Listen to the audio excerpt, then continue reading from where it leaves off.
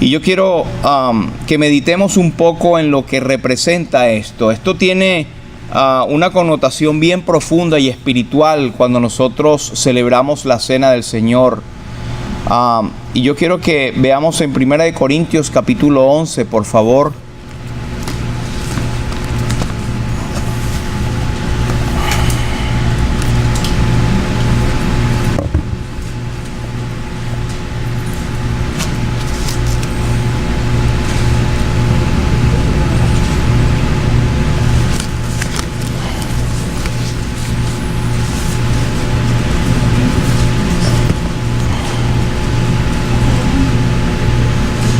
Primera de Corintios, capítulo 11, versículo desde el 23 hasta el 26, dice: porque yo recibí del Señor lo que también os he enseñado, que el Señor Jesús, la noche que fue entregado, tomó pan, y habiendo dado gracias, lo partió y dijo: tomad, comed, esto es mi cuerpo que por vosotros es partido. Haced esto en memoria de mí.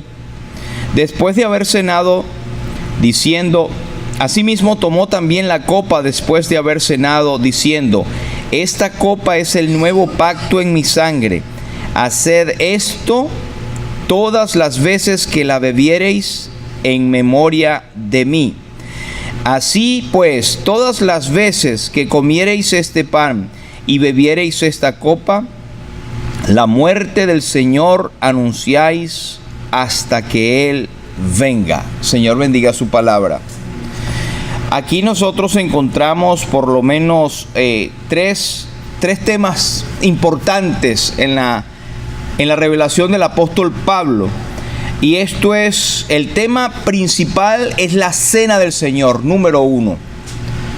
El Señor Jesucristo la instituyó cuando estuvo por última vez con los discípulos, cuando estaban celebrando la Pascua judía, donde conmemoraban aquel cordero que fue sacrificado por ellos. Hablamos de esto el domingo. Pero el Señor Jesucristo estaba ahora tomando el lugar de lo que vendría a ser el cumplimiento de todas las profecías.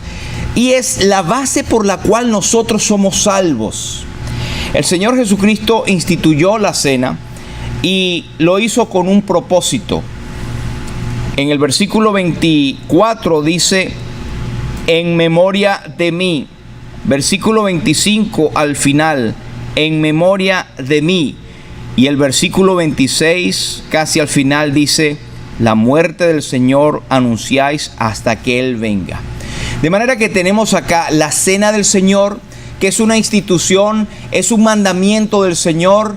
Es un momento sublime en que nosotros recordamos al Señor cuando murió por nosotros. Y notemos que cuando nosotros partimos el pan y bebemos en la copa, no se trata del cuerpo real del Señor. Se trata de un simbolismo. Hay una representación espiritual. No es el cuerpo y la sangre del Señor la que bebemos en ese momento. Cristo fue sacrificado una sola vez y aparecerá por segunda vez sin relación con el pecado. Pero vemos acá la Cena del Señor. Y el otro tema es el propósito de la Cena del Señor, que es anunciar la muerte del Señor. Hermanos, si esto debe ser algo constante en cada uno de nosotros, quiero leer algunos versículos que nos habla acerca del propósito de la muerte del Señor. Nosotros estamos en esta tierra. Todo el mundo, como dijimos al principio, le teme a la muerte. Pero qué cosa que nosotros los creyentes en Cristo, ya no hay temor en nosotros acerca de la muerte. Porque Cristo murió por nosotros. Y quiero que en esta noche el Señor, le pido pues al Espíritu Santo que mora en nosotros, que dirija esta reunión para que nosotros podamos sentir la verdad de la realidad de la muerte de Cristo en nuestras vidas. Y el tercer tema que habla este pasaje es de la duración. ¿Hasta cuándo nosotros debemos hacer esto? Hasta que Él venga. Y tal vez no haya tiempo de decir, pero uno de los pasajes que a mí siempre me impresionó desde chico fue en Génesis 49. Cuando, si da tiempo, lo veremos. Es cuando estaba profetizando aquel gran hombre de Dios, y él decía que hasta que venga Silo. Y esta era una profecía del Mesías en su primera venida. Y ahora nosotros, cuando ya tenemos el cumplimiento de la venida de Cristo, seguimos diciendo hasta que Él venga, porque ya es la segunda vez. Pero ¿cómo en el interín nosotros vivimos? Vamos a hablar solamente de los puntos 2 y 3. No hablaremos en este momento de la cena del Señor y sus detalles. Ya lo que hablamos es suficiente, pero quiero que meditemos en lo que representa la muerte de Cristo. Hermanos, aunque lo vemos, lo leemos, hasta vemos en televisión, vemos películas, Cristo murió. Pero a veces en repetir muchas las cosas perdemos la esencia de la profundidad de lo que representa la muerte de Cristo. Es el autor de la vida.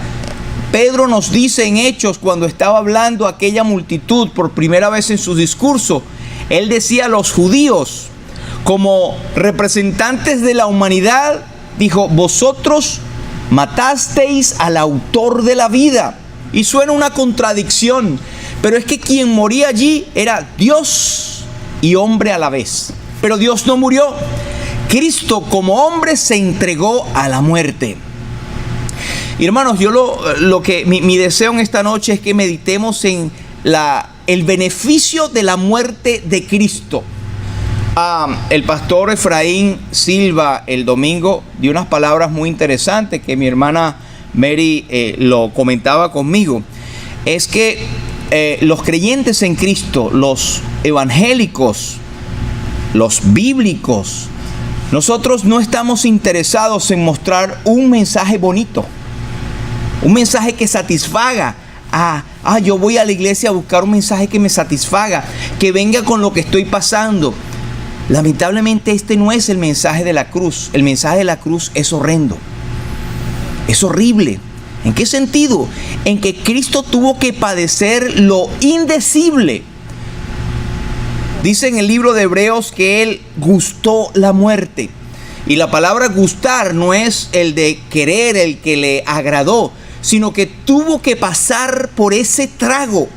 Cuando Él estaba en el Calvario, o previo al Calvario, en el huerto de Getsemaní, si nosotros leemos bien ese pasaje, caemos en la profundidad del peso que Jesús sentía al saber que le vendría la muerte por nosotros. Y Él dice que estando en agonía, Él oraba aún más y decía: Padre, si es posible, pase de mí esta copa. Era la copa amarga de la muerte que tendría que gustar por nosotros. Y ojalá que nosotros podamos estar pensando y viendo este momento en que el Señor, lo más difícil debe ser que, siendo Dios, conocía todo detalle del futuro y Él sabía lo que tendría que pasar. Y no obstante eso, Él puso su rostro, como dice Isaías, como un pedernal. Es decir, Él se resignó y dijo: tengo que ir a la cruz. Pero como humano Él decía: Padre, si es posible, pasa de mí esta copa, esta muerte. Él gritaba en su fibra humana de creación, sin pecado. Decía: Señor, ¿por qué yo tengo que morir? El salmista decía: he de pagar lo que no robé. Sentir la traición de aquellos que le amaban, salir desparramados, dispersados en el momento que Él tendría que entregar su vida, siendo traicionados por todos. En estos días meditaba con un grupo de hermanos de las ilustraciones que encontramos en la palabra de Dios. Y allí tenemos en Génesis 22, cuando el Señor le pide a Abraham, su hijo único, que lo entregase a la muerte. Imaginamos el corazón de aquel padre al pensar a su pequeño hijo. Los que somos padres no nos podemos imaginar lo terrible de un llamamiento de Dios. Entrégame a tu hijo, tu único, a quien amas. Y aquel hombre tuvo que tomar a su hijo y ver el monte Moriah, donde siglos después iba a ser el mismo lugar del Calvario. Era una prefiguración de lo que vendría después. Pero aquel hombre tomó a su hijo de la mano y dijo: hijo, iremos 3 días a aquel lugar.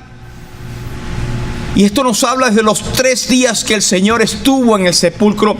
Pero Abraham siguió y dijo: y volveremos, adoraremos y volveremos. Él tenía fe de que aunque le entregara, Dios se lo iba a resucitar. Pero era el terror de padre de tener que entregar a su hijo por amor a Dios. El amor a Dios estaba por encima de cualquier querencia carnal, inclusive el amor de su hijo.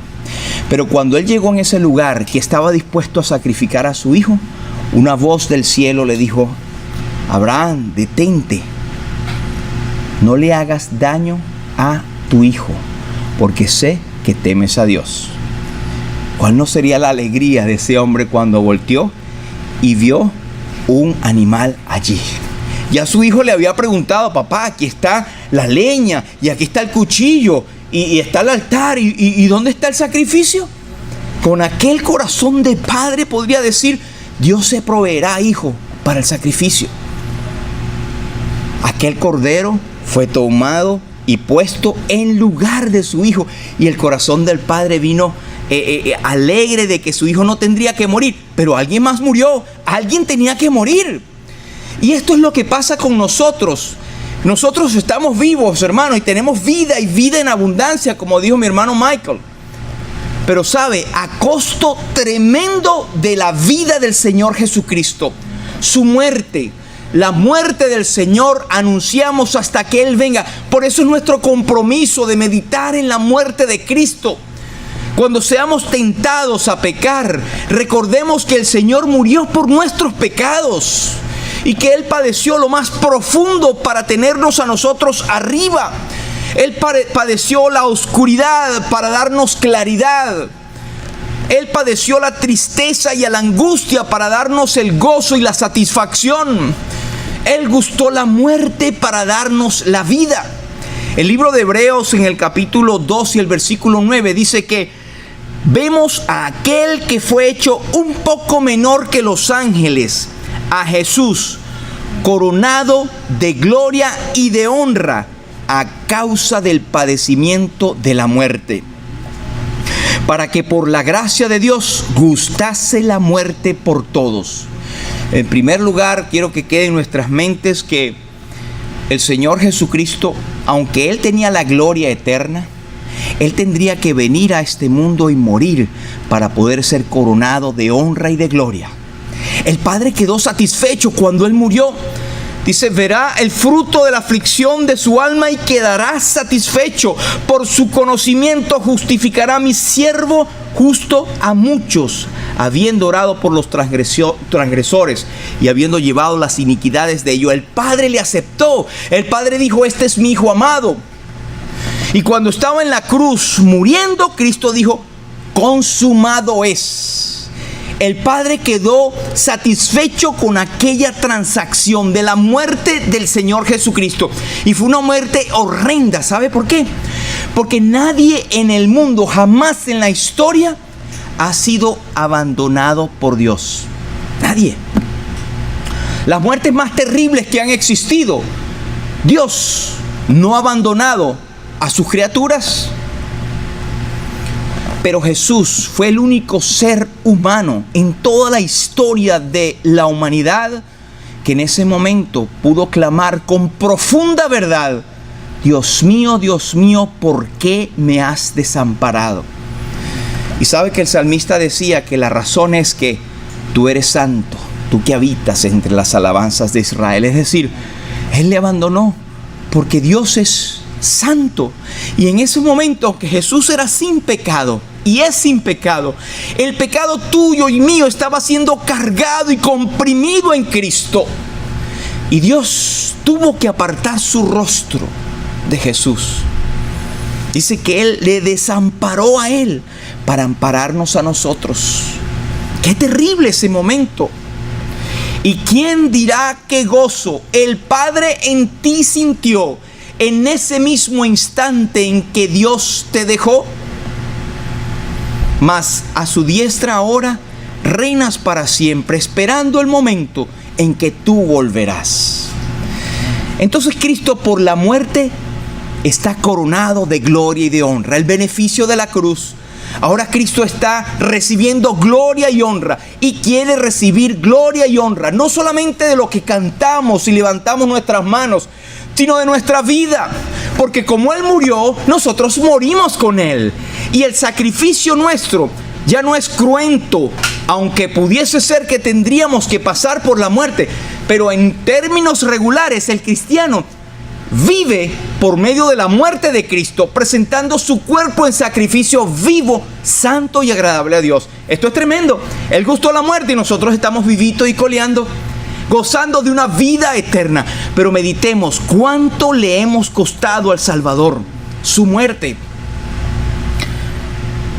En Romanos capítulo 14 y versículo 9 dice que porque Cristo para esto murió y resucitó, oiga bien, y volvió a vivir para ser Señor así de los muertos como de los que viven.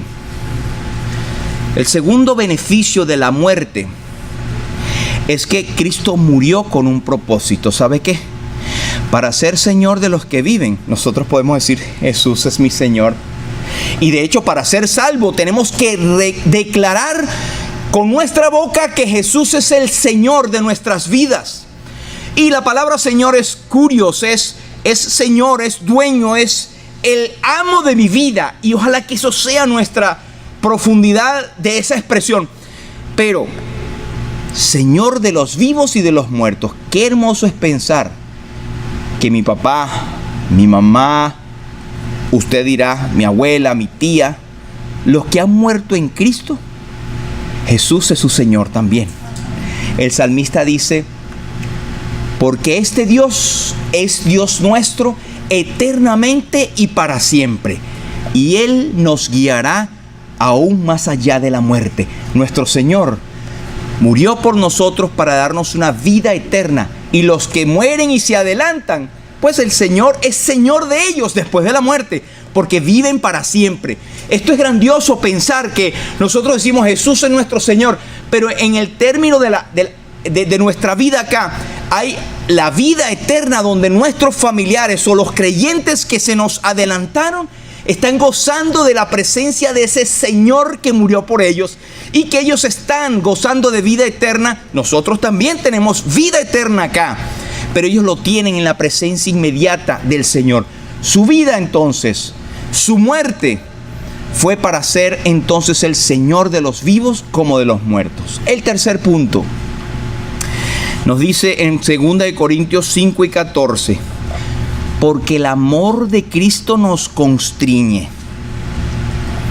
Pensando esto, que si uno murió por todos, luego todos murieron. Y por todos murió, para que los que viven ya no vivan para sí, sino para aquel que murió y resucitó por ellos. El tercer beneficio de la muerte de Jesús es que Él murió por nosotros, para que nosotros vivamos, para que nosotros seamos muertos al mundo.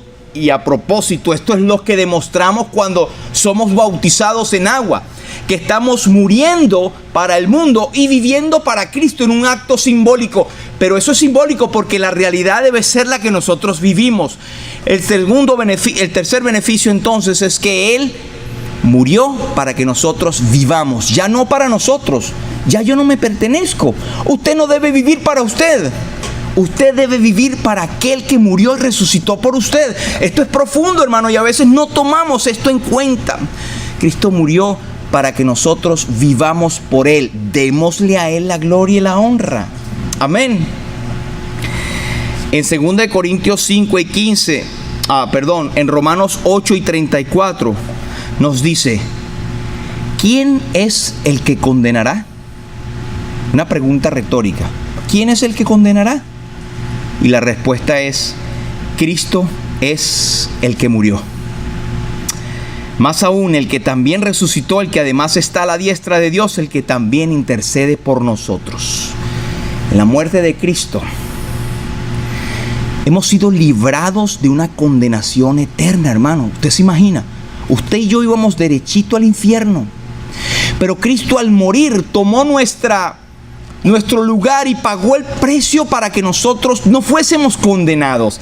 Por eso que el apóstol Pablo dice: ahora pues, ninguna condenación hay para los que están en Cristo Jesús.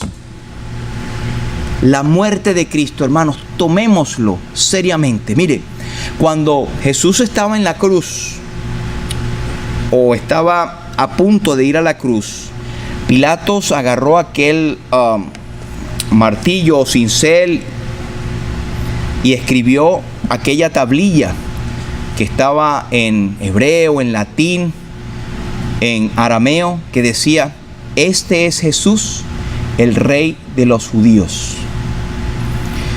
Y sabe que los sumos sacerdotes de aquel entonces enseguida brincaron y dijeron: no, Pilato, no escribas que es el Rey de los judíos, escribe que él dijo que era el Rey de los judíos. Y como un acto de providencia divina, a aquel hombre impío Dios le hizo que tuviese firmeza y dijo: lo que he escrito, he escrito. Y nosotros criticamos y esos sumos sacerdotes, esos fariseos, esos hipócritas. Pero hubo en mí una convicción de pensar: a veces yo soy como ese sacerdote. ¿Sabe por qué? Porque nosotros decimos: Jesús es el Rey. El Rey es Jesús. Él murió por mí, es mi Señor. Pero con nuestros actos negamos esa verdad. Es algo que a mí primero me entró convicción. No estaremos nosotros en ese mismo lugar. Bueno, ojalá que este momento, estas horas nos sirvan para recordarnos que por la muerte de Cristo tenemos vida y que nosotros no vamos a ningún lado. Sin Él nada podemos hacer. Si no fuese por esa muerte, por supuesto, su resurrección es el punto clave.